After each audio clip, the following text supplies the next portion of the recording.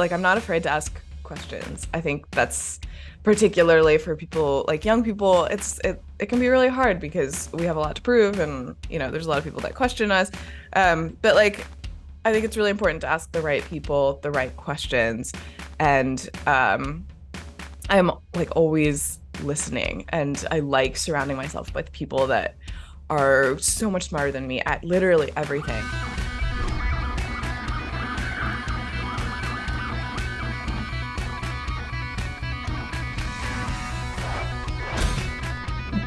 Hey everyone, I'm Jonathan, designer, inventor, maker, and Autodesker. Welcome to Shop Talk, the podcast series where we catch up with designers and makers live from the workshop. Today, we're speaking with Xyla Foxlin, an inspirational maker and engineer who does super cool YouTube content. I love Xyla's content because it's very project focused. It's not really tutorial kind of stuff. I love tutorials. I use them all the time. But Xyla's work is really just about the story of making cool things. So for people that don't know you, tell us about yourself and your channel.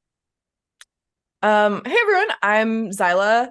I am a mechatronics engineer by background, but I'm kind of just like a girl that has a lot of tools in her garage and likes to build whatever random thing I feel like at the time. So I don't think my channel has a really strong focus if like building stuff is not just a focus. So I'll do anything from rockets to campers to like silly projects to more art-based projects, like whatever has caught my eye at any given time. The format of your channel is like product documentation. It's not tutorial stuff. There's a lot of people out there that do engineering content and it's very like tutorial focused, and that's great. And like I'm sure you rely on that stuff a lot to like learn how to do things and all that.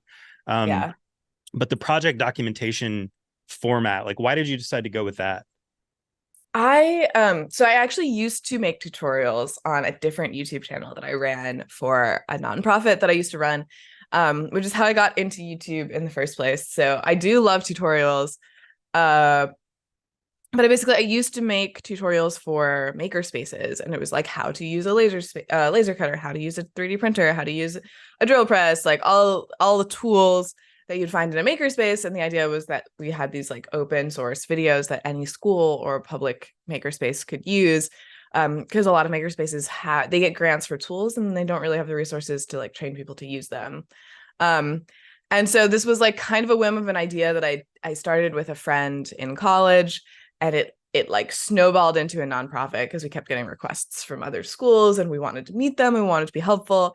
And eventually I just like burned out because it was suddenly like, oh, now we have grant money, so we're trying to make everything Common Core compliant, and we're trying to make everything like actual curriculum with written curriculum.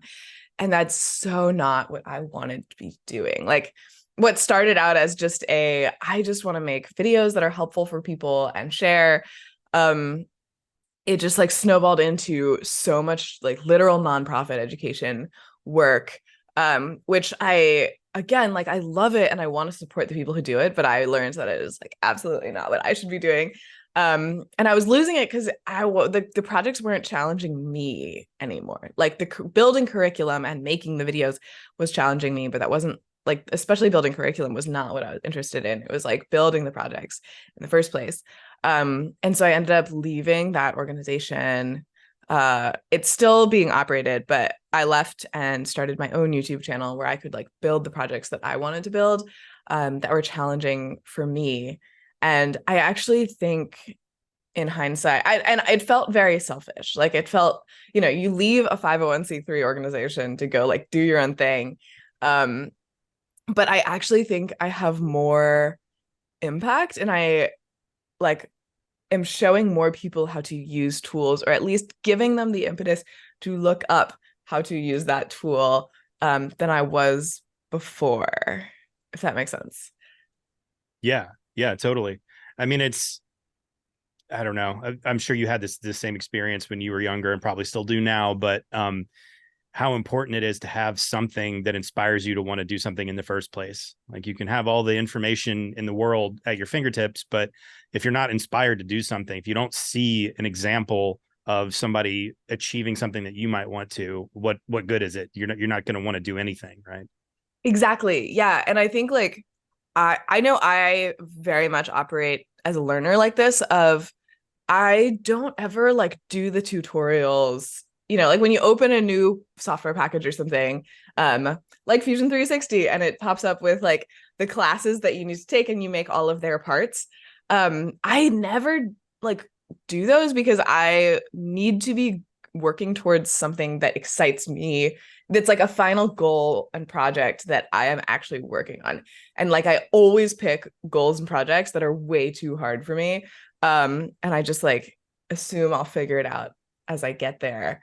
Um, but I think my channel like kind of like is a good exemplar of that, where I went from making like those tutorials to just being like, all right, we're gonna like go from 0 to 100, and every step in the way you can like fill in on your own with like with your own colored pencil. You have to have something in mind. This is what I want to do. And if you don't have that, there's no motivation, right? But like something I've always found difficult is I've got something in mind that I want to make, and I know, okay, I want this process and this process. Maybe it's like CNC and 3D printing or something. And then when I try to dive in to figure out how to do it, the tutorials you find are way too focused on how the product works, whatever the software is, right? What have you found that helps you with that? Like helps you figure out the pieces you need to put together to like make the final project? I think this is a kind of a weird answer. I'm really good at finding people. Like I'm a very people-oriented person, and as a result of people-oriented learner, like I learn things much faster if there's a person explaining it to me. Um, and I think like when I started my channel, I still lived in the city I went to college in, so I had like a really good network of. I keep hitting my microphone. I had a really good network of like people that had a wide array of skills that I could kind of bother. And then I started my channel and I got a little more established, and I did move to LA. But I still have the internet, and I have like now I have all of these like really cool networks of people I've met through my job. And so I don't I'm not afraid to ask questions. I think that's particularly for people like young people, it can be really hard because we have a lot to prove, and there's a lot of people that question us. But like I think it's really important to ask the right people the right questions. And I'm like always listening, and I like surrounding myself with people that are so much smarter than me at literally everything. But I was having an like a quasi argument with an ex at one point, where we were like, what defines a good engineer? And they were kind of like, oh, like a great engineer is someone who, like is alone. They come up with all these designs by themselves, and they're like super brilliant and really good at math and science. And I was like, no, a really good engineer is someone who can look at a problem and go talk to an expert in every single field that is tangential to that problem, and then filter all of that information, like be able to decipher what is good information and what is like not useful information, and then put all of those things together into a solution. And I think the reality is like both people in that situation are good engineers. This person was probably describing themselves, and I was also probably kind of describing myself. But yeah, so like I really like just trying to get as much information from the people around me. What if you could collaborate with anybody on a project, what would it be? Who would it be? What kind of like what skills would this person have? What kind of project would you want to do? I think my answer would change every single day that you asked me this question. Like there's a million people in my field that I would love to work with and just like learn from. But I think that my dream collaborations would mostly be outside of this field. So like musicians or actors or like people in fashion or art or design, or like anything that would allow for like a really true interdisciplinary collaboration is like would be the dream collab. So building like an art exhibit around a musician's work, or building like helping a visual artist make like a mechanical section of their piece like come to life, something like that. So, I mean, obviously, this is on the Fusion 360 YouTube channel. I'm on the Fusion team. We want to know how Fusion fits into your workflow. Yeah, so I particularly with my larger builds have a nasty habit of like backing myself into a corner on timeline pretty frequently. And I get a lot of questions but by like just in my comments that are like, you literally like work for yourself, like why do you have a deadline? And just as a PSA, all creators work for sponsors, and the sponsors have deadlines, like they have budgets that need to, so everything needs to be live by a certain date, which means the project needs to be finished in order for a video to go live. So that's where deadlines come from. And so I overcommit quite frequently and I back myself into a corner. And the thing that has saved me a lot is having like a really good working CAD model. And sometimes it's something that I'll make myself, and sometimes I'll actually draw like dimensioned quick hand sketches of what I need and like hire someone to like put it into CAD while I'm doing like finishing the previous project. And then like, you know, when I start building the next thing, I can like really easily reference a CAD model and I'll know that everything's going to fit together. Whereas like with hand drawings, that is not necessarily the case. Like it's really good to have that double check. So for example, my teardrop trailer that I built last year was like I didn't have enough time to recut anything. So like I had to make sure that all pieces fit together the very first try, or else I had 3 weeks to build the whole trailer, which was insane. And so yeah, it's like such a useful planning tool. Yeah. I mean, it's an efficiency thing too, isn't it? Like, Yes. could you talk about that a little bit? Like what is it about CAD, using CAD, that makes a project more efficient? One of my favorite parts of having everything modeled is that you know what the dimensions of things are going to be once they're made. And so you can actually like pre-cut and pre-make all of the pieces instead of being like, okay, I have to build the walls and, you know, like this one section and then take a bunch of measurements to make sure that everything will fit and then, you know, keep going. Instead, I can just literally like walk up to my table saw with a bunch of sheets of plywood and like slam through the whole cut list at once, which makes, I think like the most notable part of this was for the teardrop trailer, I was building it quasi alone, but I had a whole bunch of friends that were willing to help me on like weekends or nights or like whenever I could like grab time from people. And there's a lot of the pieces of that trailer that I like physically could not lift myself. So I had like pre-made them. And then as soon as I had people coming over to help me, we could like assemble a whole bunch of it all at once because we knew exactly where it was going to go. And we also knew everything was cut the way that like it needed to be cut. Yeah, I mean, that's one of the great things about working from a cut list, is that you can kind of get in that flow state, you know, where it's like, okay, I'm on, circular saw now, or like I'm doing the bandsaw part, or here's the, that's drilling holes, whatever it is. Yeah. You can just like really get in the zone, get all that stuff done. And then, yeah, you save a ton of time doing it that way for sure. It also, I mean, CAD opens the door for what you can make. So like in December, I did a project for Secret Santa that like I wouldn't have been able to hand route out the like really complicated patterns that went into this project. It was something that I had to put in CAD and then I had a CNC machine do it. So that's just, I think, like a very pure example of like, oh, I needed CAD to do this because I'm certainly not going to sit there with a hand router. Like, So like on that note, how do you decide what to do by hand and what to do in CAD? Like where's the line with those things? that's a good question. I don't know if there is a line so much. And there's all these things in between where like I had access to 2D CAD when I started, but not 3D CAD. And so I got really, really good at 2D CAD. And there's like I can whip out like fixtures or templates really, really quickly. And so sometimes I'll only take it up to the 2D CAD point if I know that I'm not going to actually save that much time by going all the way to 3D. I think it's like really dependent on the project, but I also know that like I am very fast at doing things without 3D CAD, but I know that if like once 3D CAD is perfected into my workflow, I will be faster. And so, but there's like that the period from getting from there to there that you have to like accept that you're going to be slower for a while. And that's like the hardest part to chew off with adopting like new resources into your tool library. Yeah.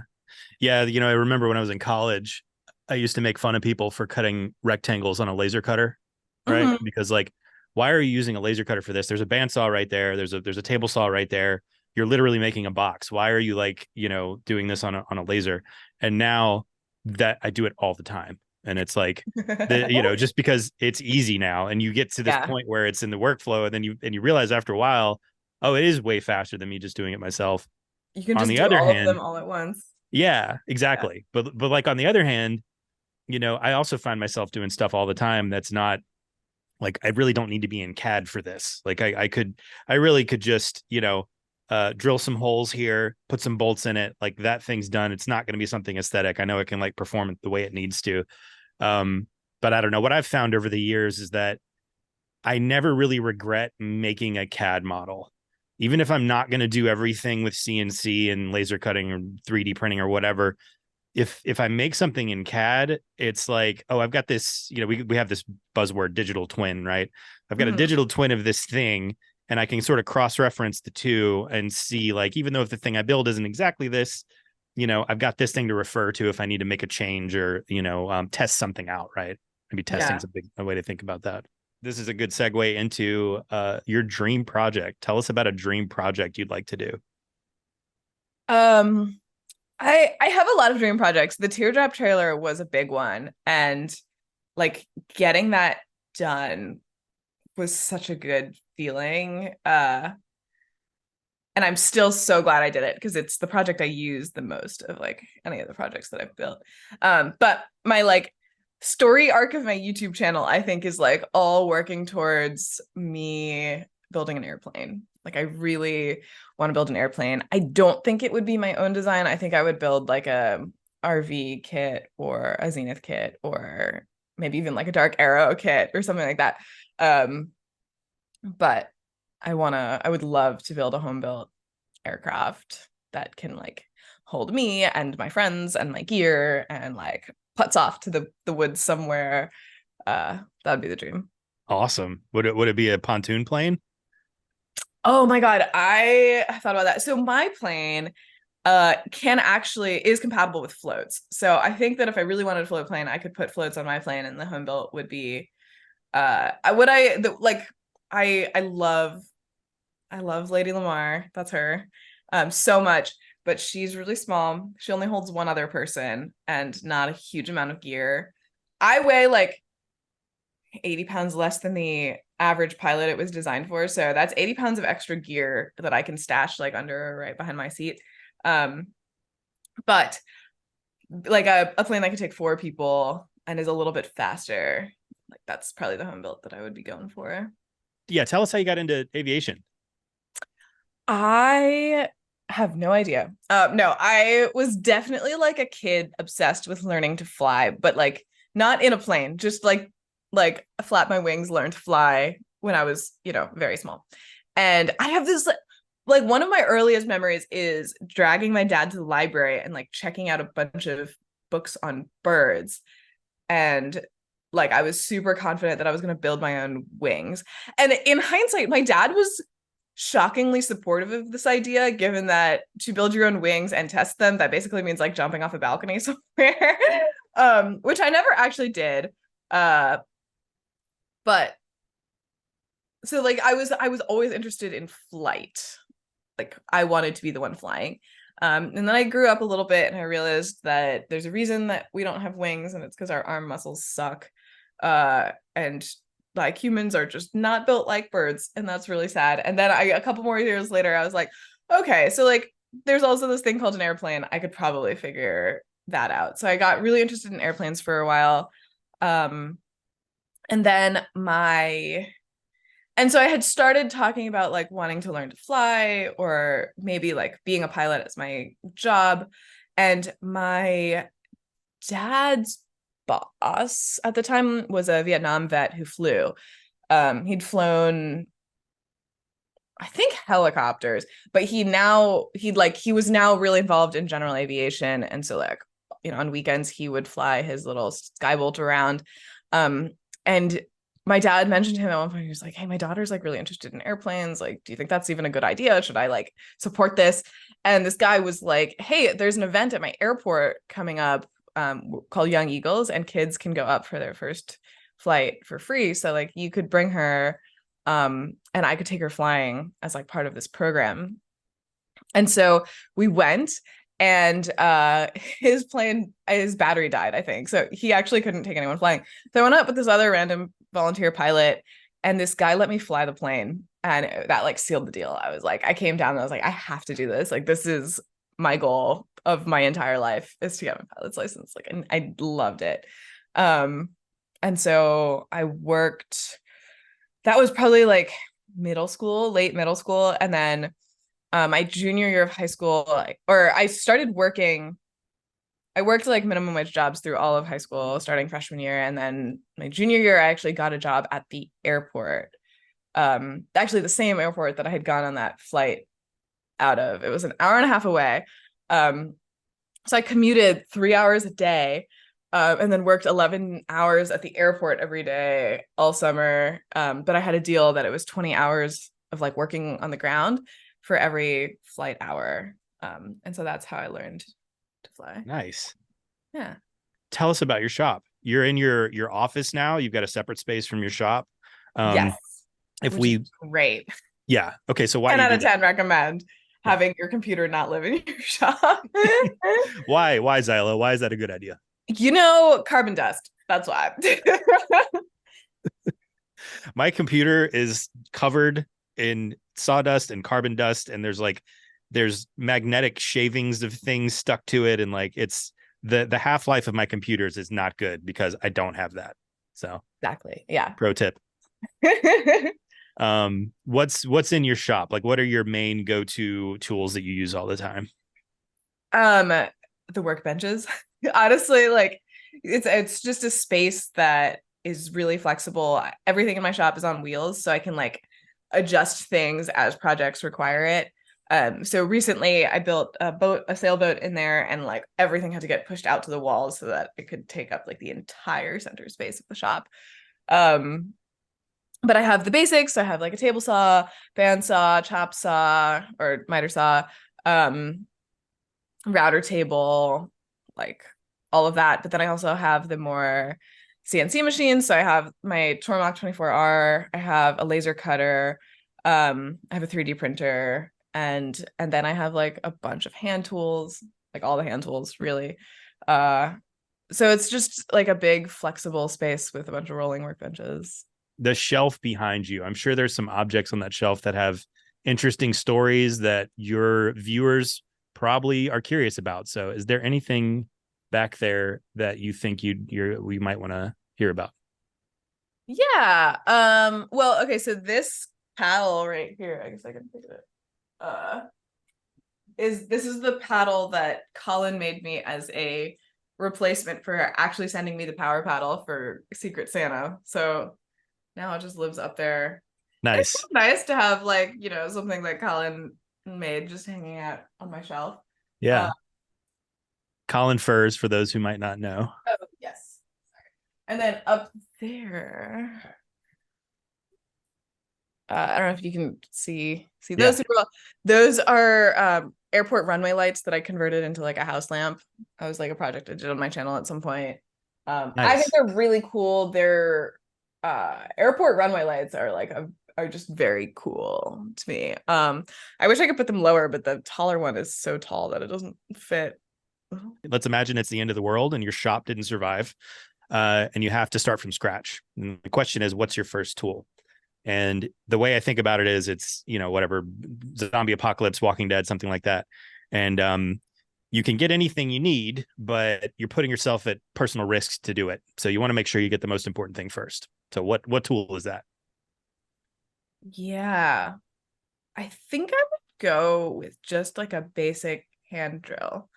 Because a hand drill is like the foundation of all other tools in a way, where like if you have a good motor that can spin, you can get so much done. You could start a fire, you can build quite a lot. You can like you can basically dress a hand tool up like any other tool. If you really had to, you can put a spinning blade on it. You can do quite a lot. And that's kind of actually, I think, where everyone starts anyway. Like my high school robotics team, our only tool was a hand drill, and anything we needed from it, we made it work. Like you can use a hand drill like a Dremel, you can use a hand drill just for rotational movement. You can do quite a lot. So a drill. That's a great answer. So yeah, I guess like just to kind of wrap up, walk us through your typical day. Like what's your day like? You know, you wake up in the morning, what happens? Ooh. Or you wake up in the afternoon. No judgment here. Everybody's got different schedules. I wake up in the morning. My favorite breakfast is a toasted English muffin with an egg in it. And then I always have to have coffee. And then I have no routine after that, I would say. Like it's super, sometimes it's a shop day, sometimes it's a computer day. I actually try not to mix the two. Like it doesn't really work for me to edit for half the day and then be in the shop for half the day. It's very much like I am working, out in the shop all day and I get a bunch of stuff done, or I'm editing and it like takes me a while to kind of focus on working at a computer. So I think as a result, it's not like I'm like, oh, I get my computer work done in the first 2 hours of the day and then I like go out to the shop and, have this like very confined work time. I think it's every day is like a completely different beast. Yeah. So Xyla, this is a good time to tell us where we can find you online and let us know what we should be looking out for next. Yeah, I am at Xyla Foxlin on all platforms, which is XylaFoxlin, and I post new weird stuff on YouTube every month. Thanks so much for talking to us. This is you've got a very interesting, world you live in, and we really appreciate getting a picture of that. Of course. Thanks so much for having me. Hey, everybody. Don't forget to like, comment, and subscribe to our YouTube channel to stay up to date on all things Shop Talk.